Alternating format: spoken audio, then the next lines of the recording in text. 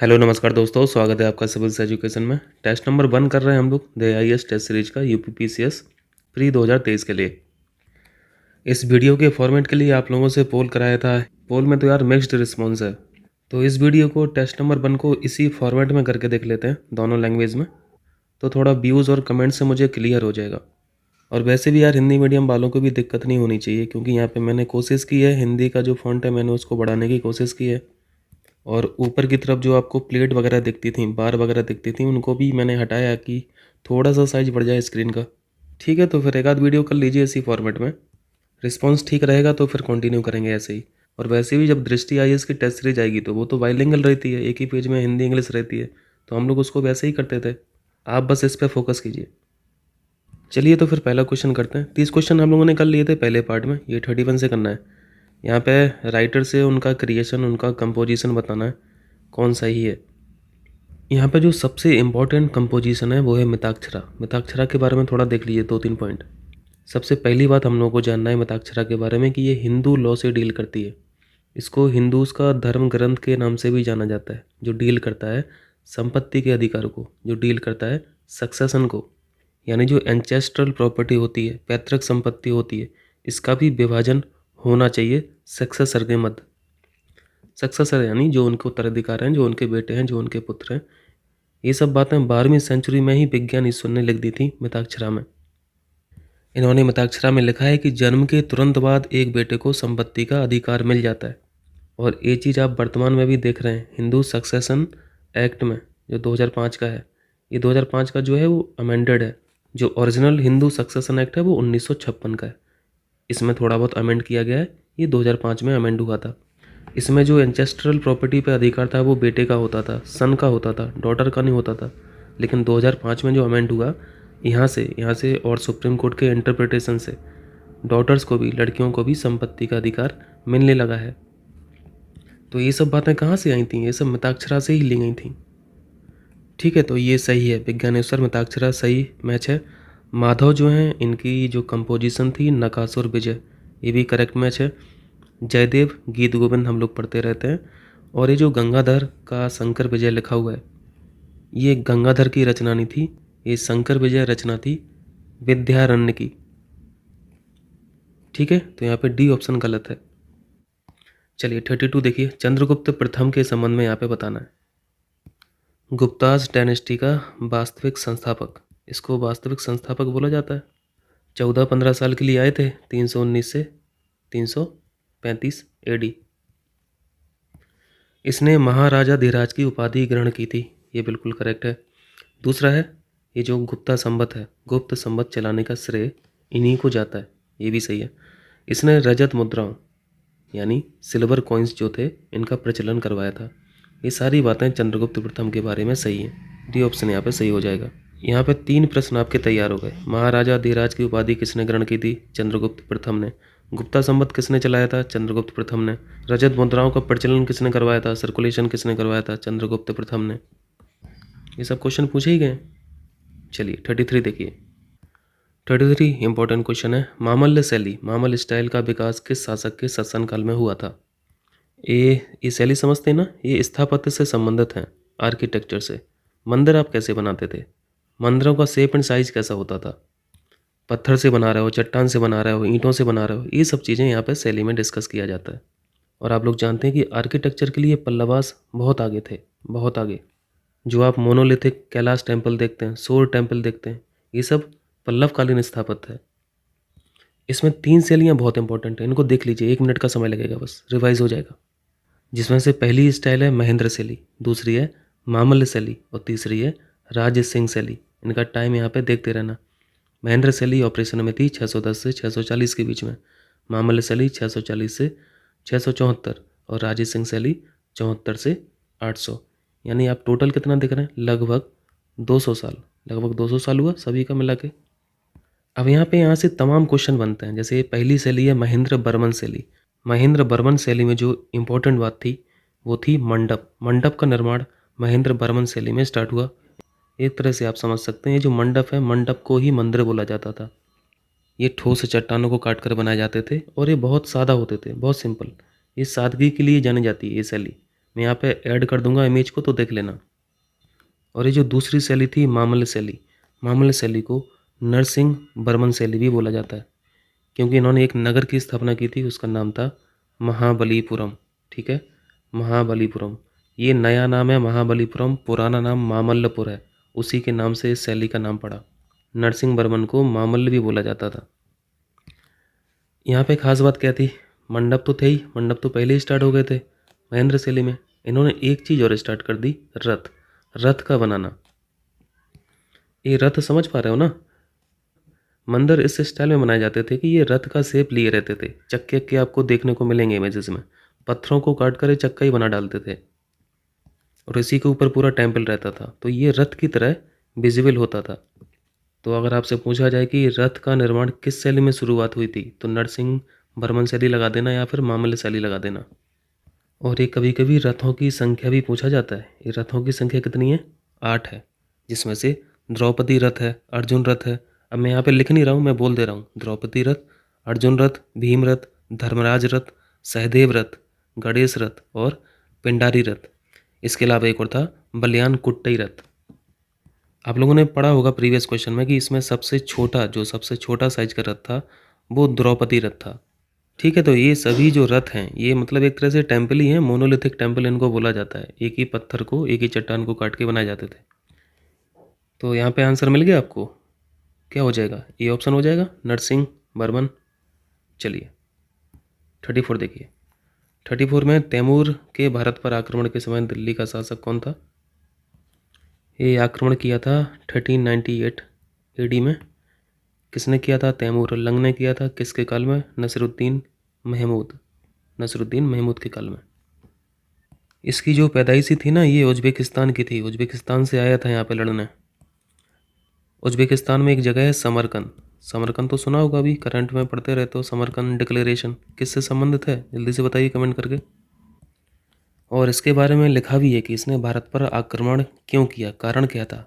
ये लिखता है कि हिंदुस्तान पर आक्रमण करने का जो मेरा ध्येय था, लक्ष्य था, वो काफिर मूर्ति पूजक जो हिंदू हैं उनके विरुद्ध जिहाद करना है।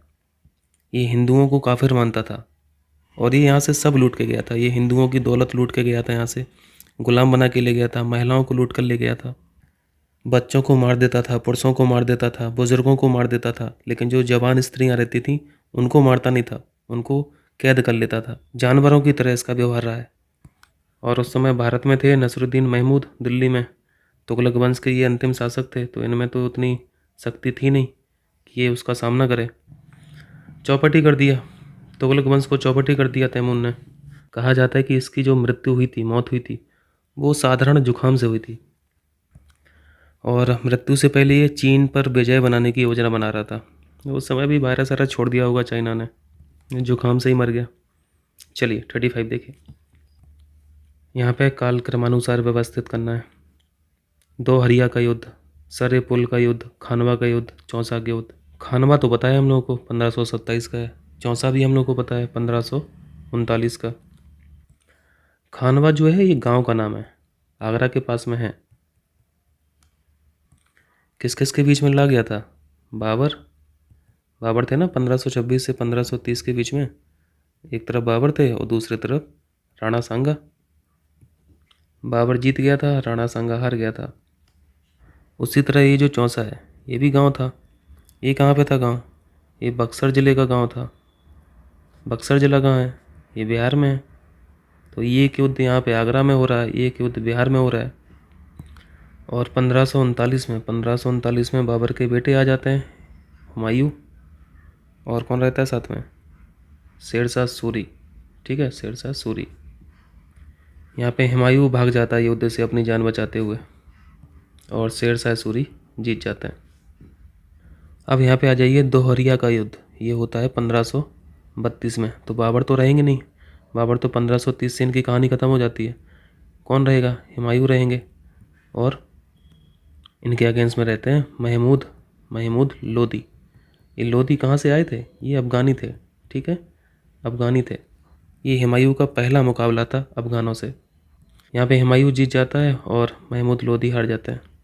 और ये लोदी कहाँ पे एक्टिव थे, जौनपुर। तो ये दोहरैया का युद्ध कहाँ हुआ होगा, जौनपुर के आसपास। अब आ जाइए सरे पुल का युद्ध। ये तो बहुत पहले हुआ था 1502 में, जब बाबर की एंट्री भी नहीं होती है भारत में।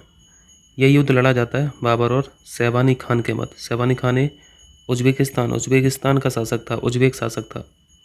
और यहाँ पे बाबर बहुत बुरी तरीके से पराजित हो जाता है सैबानी खान के द्वारा। ठीक है, तो यहाँ पे टाइम याद रखना यार हम लोगों को, तो मैं इसको इरेज कर ले रहा हूँ और फिर से लिख दे रहा हूँ, इस तरफ लिख दे रहा हूँ 1532, ये 1502 देखा, खानवा की युद्ध 1527 और ये 1539। अब ये मिला लेंगे। चलिए 36 देखिए, लोदियों का राजस्व सिद्धांत किस पर आधारित था? Revenue principle. एक चीज़ आपने अभी सीखी, लोदी ये कौन थे? ये अफगानी थे। ये छोटी छोटी बात याद रखा कीजिए, बहुत काम की होती हैं बिली में। आप लोदियों में एक चीज़ कॉमन देखेंगे, यहाँ पे जो अफगान के सरदार होते थे इन सभी को बराबर माना जाता था। जैसे आप अभी वर्तमान में काउंसिल ऑफ मिनिस्टर पढ़ते हैं, इसमें जितने भी मंत्री हैं 15% रहते हैं, जितने भी मंत्री हैं सब एक ही कद के हैं, एक ही पद है सबका। और इस काउंसिल ऑफ मिनिस्टर के जो मुखिया हैं, तो यहाँ पे मुखिया को क्या बोला जाता है? इन सभी मंत्रियों में प्रथम है पीएम बस। तो एक तरह से यहाँ पे भी तो इक्वलिटी दिख रही है। वही चीज़ आप यहाँ पे अफगान सरदारों में भी देखेंगे, ये सरदार है। तो जो भी सुल्तान होता था, लोदीज उनको क्या समझते थे? अफगान सरदारों में प्रथम समझते थे।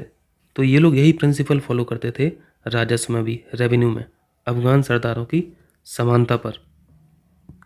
ठीक है, चलिए 37 देखिए, यहाँ पे एजर्सन और रीजन का क्वेश्चन है।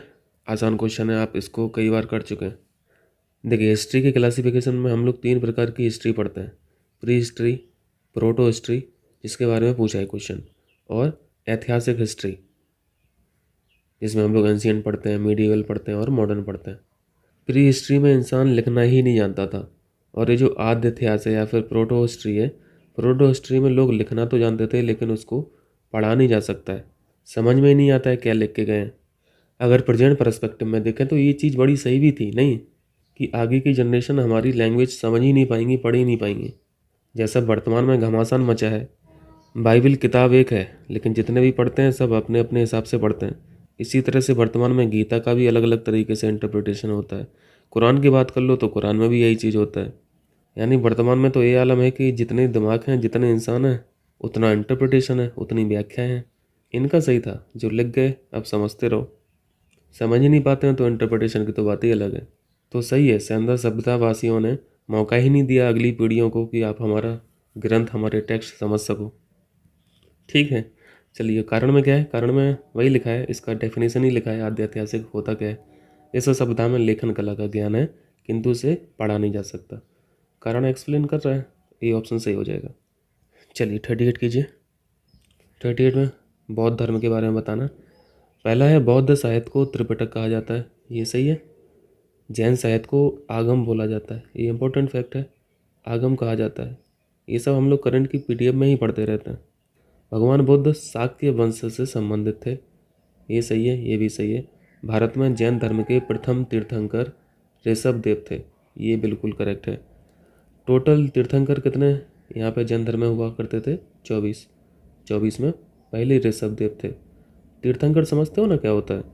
तीर्थंकर ऐसे व्यक्ति के लिए प्रयोग किया जाता है जो मतलब स्वयं तप के माध्यम से आत्मज्ञान प्राप्त करते हैं, जिन्होंने पूरी तरीके से क्रोध पर कंट्रोल किया हो, अभिमान पर कंट्रोल किया हो, छल, इच्छा, इन सभी पर विजय प्राप्त की हो। और हम लोगों में तो एक भी विशेषता नहीं है ये। क्रोध तो हम लोगों को बहुत भयंकर आता है, अभिमान की तो कुछ कहना ही नहीं है, हमेशा 56 का ही सीना बना रहता है। छल भी कर लेते हैं कभी कभी, और इच्छाएं तो बोरा भर के हैं। ठीक है, तो यहाँ पे चारों सही हैं, लेकिन यहाँ पे गलत बताना था, गलत कोई भी नहीं है, तो डी ऑप्शन सही हो जाएगा। बौद्ध साहित्य के बारे में हम लोग बौद्ध काउंसिल भी पढ़ते हैं। टोटल काउंसिल कितनी हुई, मीटिंग्स कितनी हुई, बैठकें कितनी हुई? 4 हुई, जिसमें से पहली जो काउंसिल हुई थी वो कहाँ पे पढ़ते हैं हम लोग? राजगृह में पढ़ते हैं। दूसरी वैशाली में पढ़ते हैं। तीसरी पाटलिपुत्र में पढ़ते हैं। चौथी कुंडलवन में पढ़ते हैं जो कश्मीर में है, जिसमें से पहली बौद्ध काउंसिल 483 BC में होती है, दूसरी बौद्ध काउंसिल 383 में होती है, 100 साल बाद। ये सब BC में है, ठीक है। और तीसरी बौद्ध काउंसिल 250 BC में, 250 BC में होती है। और चौथी काउंसिल 72 AD में होती है। ध्यान रखना, ये चौथी जो बौद्ध काउंसिल थी ये AD में होती है, बाकी तीनों BC में होती हैं। स्थान आपने जान ही लिया कहाँ कहाँ पे हुई, और उस समय पे पैटर्न पूछा जाता है, शासक पूछा जाता है। तो मैं यहाँ पे शॉर्ट में जल्दी से लिख दे रहा हूँ, रिवाइज हो जाएगा आपका। पहली बौद्ध काउंसिल में जो शासक थे अजातशत्रु थे, शॉर्ट में लिख रहा हूँ। दूसरे में काल अशोक थे, तीसरे में अशोक थे, और चौथे में कनिष्क थे। पहली मीटिंग के जो अध्यक्ष थे महाकश्यप थे, शॉर्ट में चलेगा ना, महाकश्यप। दूसरी मीटिंग के जो चेयरमैन थे वो थे सब्बाकामी। तीसरे में थे मोंगलीपुत्र तिस, और चौथे में थे वसुमित्र, है ना, वसुमित्र। ये आपका यहाँ पर रिवीजन हो गया। चलिए 39 देखिए। वाराणसी में हिंदू कानून एवं दर्शन हेतु वर्ष 1791 में एक संस्कृत कॉलेज की स्थापना किसके द्वारा की गई थी? संस्कृत कॉलेज के लिए जोनाथन डंकन जाने जाते हैं, ये सी ऑप्शन सही है, ये ईयर भी याद रखना। और इसी तरह संस्कृत कॉलेज की तरह हिंदू कॉलेज भी था, इसकी स्थापना डेविड हेयर ने भी की थी और राजा राम मोहन रॉय साहब ने की थी। दोनों ने मिलकर की थी हिंदू कॉलेज की स्थापना कलकत्ता में, ठीक है, कलकत्ता में।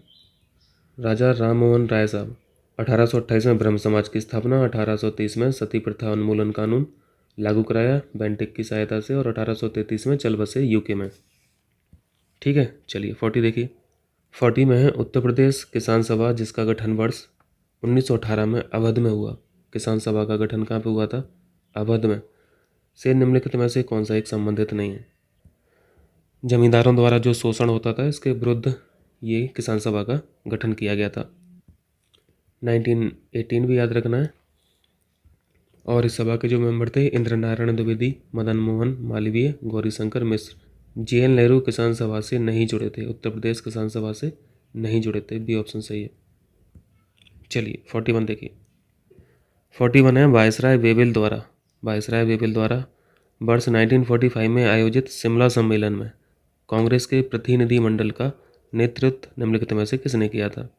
तो सबसे पहले वेवेल प्लान में समझ लेते हैं क्या बातें थी। इस प्लान को प्रेजेंट किया गया था शिमला कॉन्फ्रेंस में 1945 में।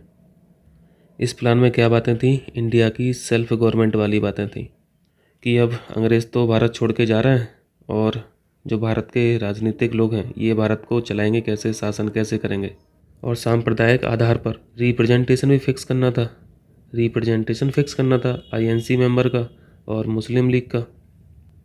तो ये जो रिप्रेजेंटेशन वाली बात थी, प्रतिनिधित्व वाली बात थी, इन दोनों में सहमति नहीं बनी, आईएनसी में और मुस्लिम लीग में। तो ये वेवेल प्लान भी ख़त्म हो गया, शिमला कॉन्फ्रेंस भी फेल हो गई। और एक बात का और ध्यान रखें, ये जो रिप्रेजेंटेशन होना था ये कहाँ पे होना था? ये होना था वायसराय की जो कार्यकारी परिषद होती थी, एग्जीक्यूटिव काउंसिल थी। इस प्लान में ये बात थी कि ये जो एग्जीक्यूटिव काउंसिल है इसमें वायसराय तो रहेंगे ही, वायसराय के अलावा जो स्टेट सेक्रेटरी थे ये भी रहेंगे। इन दोनों के अलावा जितने भी मेंबर रहेंगे काउंसिल में ये भारतीय रहेंगे, ठीक है, ये भारतीय रहेंगे। इन्हीं का रिप्रेजेंटेशन को लेकर ये सहमति नहीं बनी थी, क्योंकि जिन्ना यहाँ पे जोर देकर बोल रहा था कि केवल लीग के सदस्य, मुस्लिम लीग के सदस्य परिषद में मुस्लिम प्रतिनिधि हो सकते हैं। और इनका ये भी डिमांड था कि कांग्रेस द्वारा जो मुस्लिम सदस्यों को नॉमिनेट किया जा रहा है उनका भी ये विरोध कर रहा था। और ये विरोध क्यों हो रहा था ये आपको साफ साफ समझ में आ रहा है। अगर कांग्रेस मुस्लिम प्रतिनिधि को नॉमिनेट करती है तो फिर इंडियन नेशनल कांग्रेस प्रतिनिधि हो जाएगी मुसलमानों की। तो ये बात जिन्ना नहीं चाह रहे थे, और जिन्ना की बात आईएनसी नहीं चाह रही थी। जिन्ना समझता था कि हिंदुस्तान में जितने भी मुसलमान हैं उन सभी के ठेकेदार हम ही हैं, और इंडियन नेशनल कांग्रेस में जो मुसलमान के बड़े बड़े नेता थे वो बेवकूफ़ हैं जिन्ना की नज़र से। तो इस तरह का क्लैश था, ठीक है, मतभेद था। कांग्रेस का जो प्रतिनिधि मंडल था इसका नेतृत्व कौन कर रहा था? अबुल कलाम आज़ाद कर रहे थे, ठीक है, सी ऑप्शन सही है। 42 आसान है। कैबिनेट मिशन योजना में सदस्य कौन कौन से थे? कैबिनेट मिशन आया जब 1946 में, तो ये भी कुछ योजनाएं लेके आए थे। इस प्लान में था कि नया संविधान बनाया जाएगा, एक टेम्पररी सरकार भी बनाई जाएगी, अस्थायी सरकार की स्थापना की जाएगी। मेंबर थे लॉरेंस, क्रिप्स और अलेक्जेंडर, ये ऑप्शन सही है। 43 में यहाँ पे मैच कराना है। मध्यकालीन संत जो हुआ करते थे शंकरदेव असम से बिलोंग करते थे, इनका जो वर्क एरिया था वो असम था। मलुकदास ये राजस्थान से बिलोंग नहीं करते थे, ये यूपी से बिलोंग करते थे, ये तो इलाहाबाद के थे, है ना, इलाहाबाद के थे, प्रयागराज। नरसिंह मेहता ये गलत हो गया, बी ऑप्शन। नरसिंह मेहता गुजरात, ये सही मैच है। नामदेव महाराष्ट्र, इनको तो जान रहे होंगे, गलत बताना था, बी ऑप्शन सही हो जाएगा। 44 में निम्नलिखित घटनाओं में से कौन सी एक कालक्रम के अनुसार अंतिम स्थान पर है? सती प्रथा पर प्रतिबंध, राजा राम मोहन राय साहब 1800 कितना पड़ता है, 1830 पड़ा था ना, इसको थोड़ा वेरीफाई करना, ठीक है, 1829 था या फिर 30। ये जो सती प्रथा उन्मूलन कानून लागू किया गया था, ये कब किया गया था, ठीक है, थोड़ा देख लेना। रोलेट एक्ट 1919 का है। वुड डिस्पैच, डलहौजी याद आ रहा है, 1854। और वर्नाकुलर प्रेस एक्ट, ये बताइए, यह है 1878 का। बोर्ड एक इंसान का नाम था जो प्रेसिडेंट था बोर्ड ऑफ कंट्रोल का। बीओसी और बीओडी पढ़ते हो ना, बोर्ड ऑफ कंट्रोल और बोर्ड ऑफ डायरेक्टर। ये ख़त्म तो किए नहीं गए थे, ये ख़त्म हुए थे 1858 में, जब एक्ट आता है 1858 वाला। इसने एक तरह से आदेश भेजा, उसी आदेश को यहाँ पे डिस्पैच बोला जा रहा। और इस आदेश में बातें क्या थी, ये चाहता था कि इंडिया में लार्ज स्केल पर इंग्लिश लैंग्वेज का शिफ्ट होना चाहिए। प्राइमरी लेवल पर जो एजुकेशन है वो मातृभाषा में रहेगी, और जो हायर एजुकेशन रहेगी वो इंग्लिश लैंग्वेज में रहेगी, ठीक है। ये बातें थी इस डिस्पैच में। तो अगर पूछा जाए कि वुड्स डिस्पैच संबंधित किससे है, तो एजुकेशन लगा देना, क्योंकि क्वेश्चन पूछा जाता है। और किसके समय पे आया, तो डलहौजी लगा देना। डलहौजी का समय है ना 1854, 1848 से एंट्री मारता है और 1856 तक रहता है। उसके बाद एंट्री हो जाती है वाइसराय कैनिंग साहब की। और ये जो वर्नाकुलर प्रेस एक्ट था, इसने भारतीय प्रेस की स्वतंत्रता को छीन लिया। भारतीय पत्रकार अगर अंग्रेजी सरकार के खिलाफ कुछ भी लिखते थे तो इनकी संपत्ति जो है ना वो जब्त कर ली जाती थी। पूरा प्रिंटिंग प्रेस कारखाना ही सीज कर दिया जाता था। ये सब बातें थी इसमें। इस एक्ट का बड़ा फेमस नाम था, एक नाम बताएंगे इसका, पूछा जाता है कभी कभी। Gagging act. किस अधिनियम को गैगिंग एक्ट के नाम से भी जानते हैं, तो लगा देना vernacular press act. Gagging act का मतलब है मुंह बंद करने वाला अधिनियम, मुंह बंद करने वाला अधिनियम। मुंह बंद तो किया जा रहा था ना, प्रेस पे स्वतंत्रता छीन ली गई, आप जो चाह रहे हैं वो लिख ही नहीं पाओगे, तो एक तरह से मुंह बंद कर दिया गया। 45 में इसको फटाफट कीजिए। इसको हम लोगों ने यूपीपीसीएस आरओ की टेस्ट सीरीज में अच्छे से किया था, उस टेस्ट सीरीज को भी देखते रहें, ठीक है, क्योंकि मुझे भी लगता है कभी कभी कि वहाँ पर डिस्कशन कर लिया इतने अच्छे से, तो अब यहाँ पे थोड़ा सा फास्ट करें। तो मैं नहीं चाहता कि आपकी चीज़ें मिस हो जाएं, फैक्ट मिस हो जाएं, तो उससे भी इंगेज रहें, उस टेस्ट सीरीज से भी आप लोग इंगेज रहें। और उस टेस्ट सीरीज को देखने के लिए मैं अपने लिए नहीं बोल रहा हूँ यार, आप लोगों के लिए बोल रहा हूँ। मेरा ज़्यादा से ज़्यादा क्या होगा, 100-150 व्यूज़ और बढ़ जाएगा, क्या फ़र्क पड़ता ही है उससे। हाँ, पर आप लोगों की चीज़ें, आप लोगों के फैक्ट्स कनेक्ट रहेंगे। ये जो आंग्ल मराठा हुए और आंग्ल मैसूर हुए, ये लगभग पैरेलल चल रहे थे, ठीक है, लगभग पैरेलल चल रहे थे। और ये जो बर्मा युद्ध है और सिख युद्ध है, ये बाद में हुए। अगर आपको इतनी छोटी सी भी बात पता है तो आप यहाँ पे आंसर बना ले जाएंगे। पहला एंग्लो मराठा वॉर होता है 1775 से 82 के बीच में, 1775-82 ये सही मैच है। इसके बाद आ जाइए मैसूर को देखिए, ठीक है, बाद में फिर उन दोनों को देखेंगे। मैसूर का युद्ध हुआ 1790 से 92, ये तृतीय था।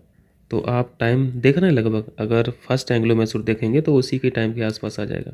तो तीसरा भी सही मैच है, पहला सही है, सी सही है। अब आइए बर्मा युद्ध पे। तो बर्मा युद्ध और सिख का युद्ध देखिए 1800 प्लस के बाद ही हुए।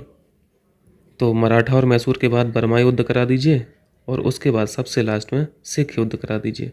ये 4 हो जाएगा और ये 2 हो जाएगा। तो यहाँ पे क्या सीक्वेंस बना, 1432, यही बना ना, 1432, सी ऑप्शन सही है। मैं आपको यहाँ पे एंग्लो मैसूर रिवाइज करा दे रहा हूँ। टोटल वॉर कितनी हुई, 4 हुई। पहला जो वॉर था ये मद्रास की संधि से ख़त्म होता है, ये संधियाँ याद रखनी है आपको, ठीक है। पहला मद्रास की संधि से ख़त्म होता है। दूसरा एंग्लो मैसूर मैंगलोर की संधि से ख़त्म होता है, मैंगलोर की संधि से, और यहीं पे हैदर अली की मृत्यु भी हो जाती है। दूसरे एंग्लो मैसूर में हैदर अली की मृत्यु हो जाती है। तीसरा आंग्ल मैसूर युद्ध होता है ख़त्म रंगपट्टनम, श्री रंगपट्टनम की संधि से, याद आ रहा, श्री रंगपट्टनम की संधि से। और चौथी बार इसमें कोई भी संधि नहीं होती है, यहाँ पे टीपू सुल्तान युद्ध में मारे जाते हैं। टीपू सुल्तान के साथ साथ इनका एक बेटा भी था, वो भी मारा जाता है, ठीक है। और दूसरा सन था उसको कैद कर लिया जाता है अंग्रेज़ों के द्वारा। तो ये क्वेश्चन तो कई बार पूछा है, संधियाँ पूछा जाता है, ठीक है। चलिए 46 देखिए। 46 में पूछा गया है, निम्नलिखित में से किसने यह कहा था कि भगत सिंह जिंदाबाद एवं इंकलाब जिंदाबाद का एक ही अर्थ है। ये बात बोली थी सुभाष चंद्र बोस साहब ने। ठीक है, इंपॉर्टेंट क्वेश्चन है। 47 देखिए, निम्नलिखित में से किस एक आंदोलन के दौरान उत्तर पश्चिम सीमा प्रांत के कबालियों ने गांधी जी को मलंग बाबा की उपाधि प्रदान की? आप लोग हिस्ट्री में खान अब्दुल गफ्फार खान के बारे में पढ़ते हैं। पश्चिम उत्तर सीमा प्रांत जो था यहाँ पे लीड कर रहे थे, इन्हीं की लीडरशिप में CDM चलाया जा रहा था, सिविल डिसोबीडियंस मूवमेंट। तो यहीं के कबालियों ने गांधी जी को मलंग बाबा की उपाधि दी थी इसी टाइम, 7 अवज्ञा आंदोलन। ठीक है, चलिए 48 में पूछा गया है, निम्नलिखित में से कौन सा एक तंत्र का तंत्र यानी नर्वस सिस्टम को प्रभावित नहीं करता है? मेनिंजाइटिस हो जाएगा, ये तो ब्रेन डिसीज है। ब्रेन में एक मेनिंजिस नाम की एक मेम्ब्रेन रहती है, इसी मेम्ब्रेन में सूजन आ जाती है। ठीक है, इसी के चलते मेनिंजाइटिस होता है। बाकी ये जो रेबीज़ है, टिटनेस है, पोलियो है, ये नर्वस सिस्टम को बहुत बुरी तरीके से प्रभावित करते हैं। बताइए तो थोड़ा, रेबीज़ वायरल डिसीज है या फिर बैक्टीरियल है? ये वायरल डिसीज है। पोलियो भी वायरल डिसीज है, लेकिन टिटनेस जो है ये बैक्टीरियल डिसीज होती है। ठीक है, कर लेंगे। चलिए 49 देखिए, मानव शरीर में सीरोटोनिन नामक रसायन का स्त्रावण होता है यानी सीक्रेशन होता है, कब अधिक मात्रा में बढ़ जाता है? हम लोग हाइपर सेंसिटिविटी को समझते हैं, हर इंसान में अलग अलग स्तर की सेंसिटिविटी होती है। अगर हाइपर सेंसिटिविटी है किसी व्यक्ति के अंदर तो इसी चीज़ को एलर्जी बोल देते हैं, है ना? यही एलर्जी होती है। एलर्जी के समय पर इस केमिकल का स्त्रावण होता है, सीक्रेशन होता है सीरोटोनिन का। अच्छे क्वेश्चन बनाया थे इस बार, तो यहाँ पे at the time of allergy हो जाएगा। ठीक है, चलिए 50 देखिए, मानव मुख में लार का निर्माण प्रतिरक्षा के किस प्रकार से संबंधित है? जैसे सलाइवा का बनना हुआ, आंखों में आंसू आना हुआ, ये एक तरह से एग्जाम्पल किसके हैं? ये इम्यूनिटी के ही तो एग्जाम्पल हैं, प्रतिरक्षा के। जैसे आप प्याज काट रहे हैं तो आंखों में आंसू आते हैं, तो इसी एसिड के प्रतिरक्षा में ही तो आंख काम कर रही है। आंख का जो आंसू है वो काम कर रहा है, इसलिए आंख का आंसू निकल रहा है। जैसे आमाशय से, स्टमक से एसिड रिलीज होते हैं खाने को पचाने के लिए, डाइजेस्ट करने के लिए। तो ये सब एक्शंस प्रतिरक्षा के ही तो एग्जाम्पल्स हैं। इसी को बोला जाता है फिजियोलॉजिकल बैरियर, काहे की ये रोध। चलिए 51 देखिए, बीज के निम्नलिखित भागों में से किस एक भाग को बीज के अंदर अविकसित पौधे के नाम से भी जाना जाता है? अनडेवलप्ड प्लांट किसको बोला जा सकता है? भ्रूण हो जाएगा, एम्ब्रियो। सी ऑप्शन सही है। अच्छा, यहाँ पे पौधे वाली बात होगी तो बताइए, पौधे जो नाइट्रोजन है, नाइट्रोजन को किस रूप में लेते हैं? नाइट्राइट के रूप में लेते हैं या फिर नाइट्रेट के रूप में लेते हैं? कमेंट करके बताइए। ठीक है, और साथ में ये भी बताना कि एटमॉस्फेयर में भी तो नाइट्रोजन है, वातावरण में भी तो नाइट्रोजन है। इस नाइट्रोजन को ये पौधे क्यों नहीं ले पाते हैं? इस नाइट्रोजन का यूज क्यों नहीं कर पाते हैं? चलिए नेक्स्ट कीजिए। 52 में है, निम्नलिखित में से कौन सा एक भारत में प्राकृतिक रूप से नहीं पाया जाता? तारा कछुआ यहाँ पाया जाता है, मॉनिटर छिपकली लेजर्ट यहाँ पाई जाती है, और पिग्मी पिग बामन सुअर भी पाया जाता है। स्पाइडर जो बानर है, स्पाइडर मंकी, ये USA में पाया जाता है, एवरग्रीन फॉरेस्ट में जो USA के हैं यहाँ पे पाया जाता है। ये ऑप्शन सही है, ये इंडिया में नहीं है। चलिए 53 देखिए, आसान सा क्वेश्चन है, इको सेंसिटिव जोन को निम्नलिखित में से किस एक अधिनियम के तहत डिफाइन किया गया था?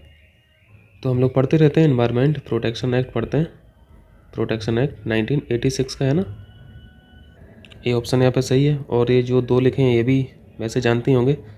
और फॉरेस्ट एक्ट 1980, ये गलत लिख गया, यहाँ गलत टाइप हो गया, ये फॉरेस्ट एक्ट है। ठीक है, फॉरेस्ट एक्ट है। और इसी के साथ साथ 2002 वाला भी बता दीजिए, बायोडाइवर्सिटी एक्ट। ठीक है, बायोडाइवर्सिटी एक्ट, जैव विविधता अधिनियम। पर्यावरण से संबंधित ये 4 एक्ट बहुत इंपॉर्टेंट होते हैं। 54 देखें, 54 में जनरेटर के बारे में पूछा है। जनरेटर क्या करता है भाई? इलेक्ट्रिकल एनर्जी बनाता है ना, बिजली बनाता है। और बन कैसे रही है बिजली? जनरेटर के अंदर मैकेनिकल पार्ट्स हैं, ये रोटेट कर रहे हैं, और इस चीज़ को बोला जाता है मैकेनिकल एनर्जी, है ना। तो यहाँ पे मैकेनिकल एनर्जी से विद्युत ऊर्जा हो जाएगा, ये ऑप्शन सही है। आसान सा प्रश्न था। 55 देखिए, निम्नलिखित में से कौन सा एक फाइटोप्लैंक्टन, ये फाइटोप्लैंक्टन लिखा है, के संबंध में सत्य है? ये इनके बारे में तो जान रहे होंगे। फाइटोप्लैंक्टन ये फूड होता है। फूड किसका होता है? जू प्लैंक्टन का। जू प्लैंक्टन फाइटोप्लैंक्टन को खाते हैं। छोटी छोटी मछलियों का भोजन है फाइटोप्लैंक्टन। और ये सब चीज़ें आपको कहाँ पर देखने को मिलेंगी? ओशियन में, ओशियन के सरफेस पर। आपने एक सागर का नाम पढ़ा होगा, देखा भी होगा मैप पे, सरगासो सागर। सरगासो सागर देख रहे हैं कहाँ पे है? नॉर्थ अटलांटिक ओशियन में है, जहाँ पे बरमूडा ट्रायंगल पढ़ते हो ना। इस सागर को क्या बोला जाता है? सी विद इन द सी, सागर के अंदर सागर। तो यहाँ पे सरगासो सागर फाइटोप्लैंक्टन के लिए जाना जाता है। यहाँ पे अच्छी खासी मात्रा में फाइटोप्लैंक्टन रहता है। यहाँ पे बहुत ज़्यादा मात्रा में मछलियों को पकड़ा जाता है, दोहन किया जाता है। तो यहाँ पे फाइटो शब्द लिखा है, तो फाइटो से आपको साफ साफ समझ में आ रहा है ये प्लांट की ही एक स्पीसीज होगी। और यहाँ पे जब प्लांट लिखा है तो ये क्या होंगे? ये प्राइमरी प्रोड्यूसर हैं, प्राथमिक उत्पादक हैं। दूसरा क्या लिखा है? पृथ्वी के वायुमंडल में उपस्थित ऑक्सीजन की अधिकतर मात्रा के लिए उत्तरदायी हैं। यहाँ पे ये बहुत इंपॉर्टेंट फैक्ट है।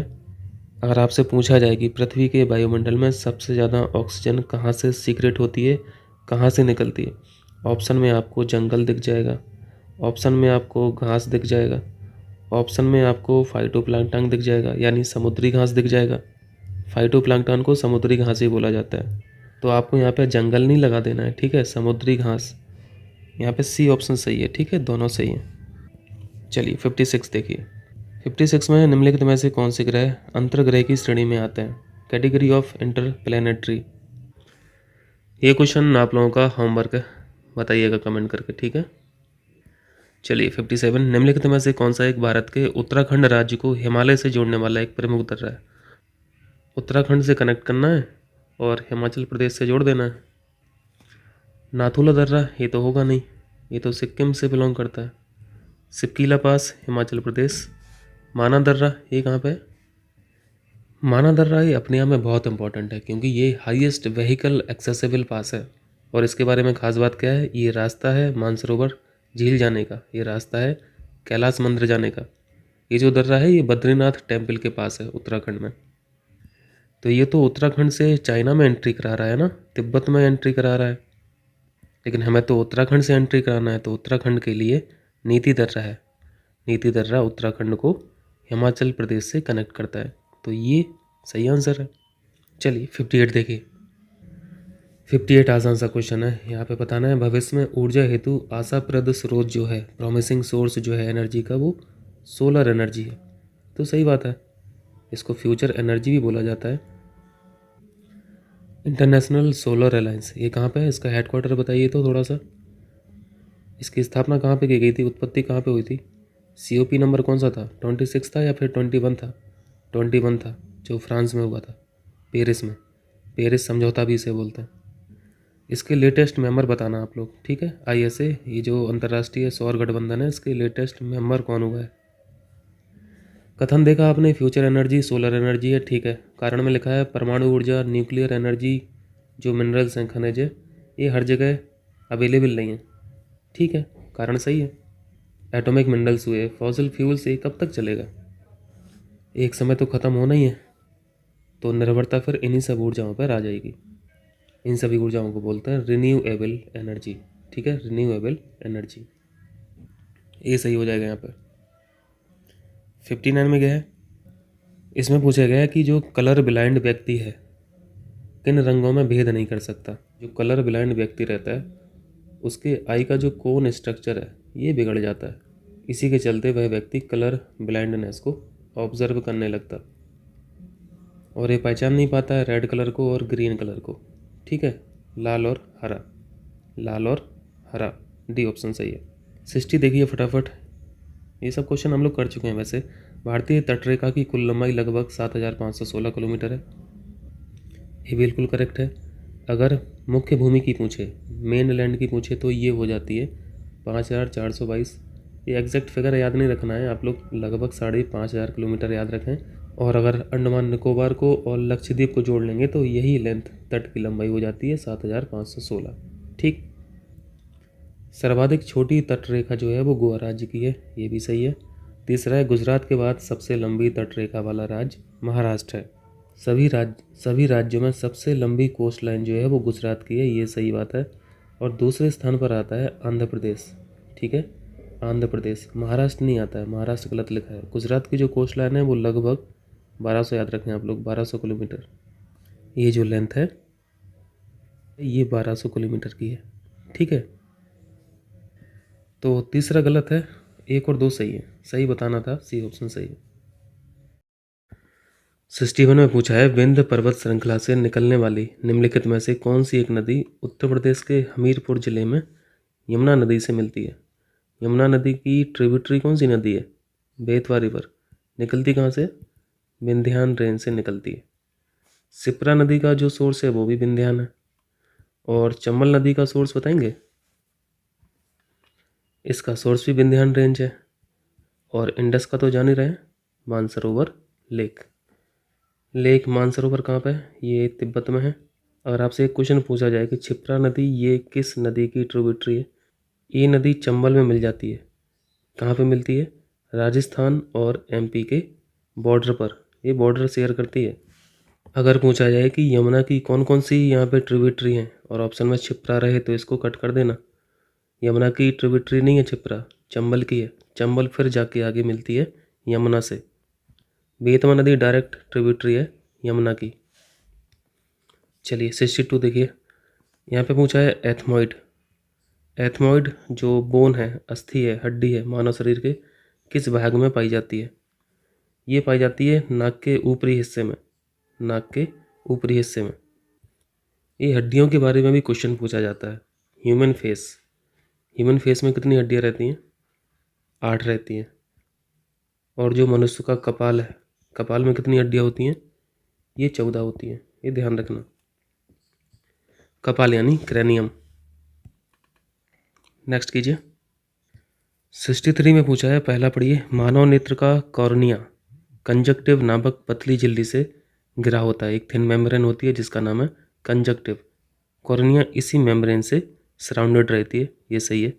नेत्रदान में स्वस्थ कॉर्निया का ही दान किया जाता है, बिल्कुल करेक्ट है। और 4 घंटे के अंदर किया जाता है, 24 घंटे के अंदर नहीं, ये गलत है। एक हेल्दी कॉर्निया का डोनेशन मृत्यु के बाद 4 घंटे के अंदर ही किया जाता है।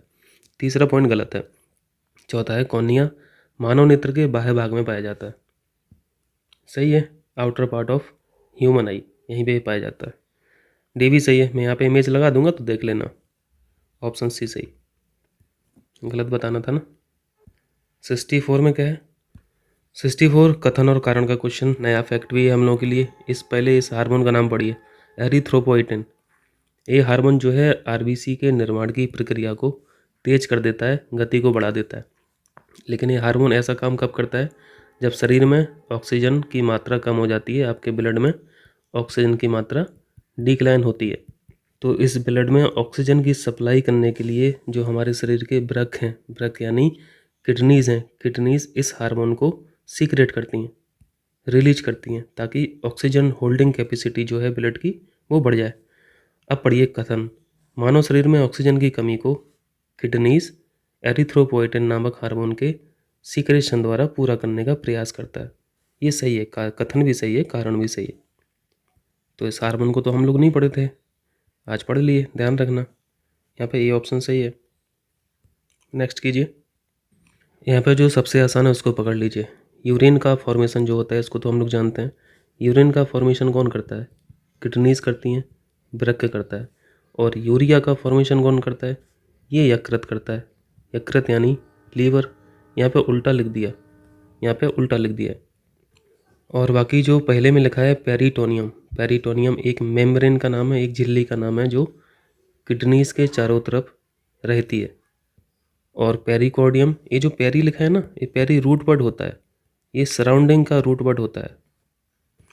अगर किसी शब्द में आगे पेरी लिखा है तो इसका मतलब है वो किसी चीज़ को सराउंड किया होगा। जैसे यहाँ पे पेरिकार्डियम लिखा है तो पेरिकार्डियम के बारे में क्या लिखा है? हृदय के चारों तरफ से घिरने वाली झिल्ली, ये भी सही है। तो यहाँ पे ये 2 सही है, 2 गलत है। यहाँ पे गलत पूछा गया था आपसे, तो क्या होगा आंसर? 3 और 4 हो जाएगा। ठीक है भैया, तो पहले टेस्ट के हम लोगों ने 65 क्वेश्चन कर लिए हैं, इसके आगे करते हैं फिर। कीजिए, इतना कीजिए रिवाइज़।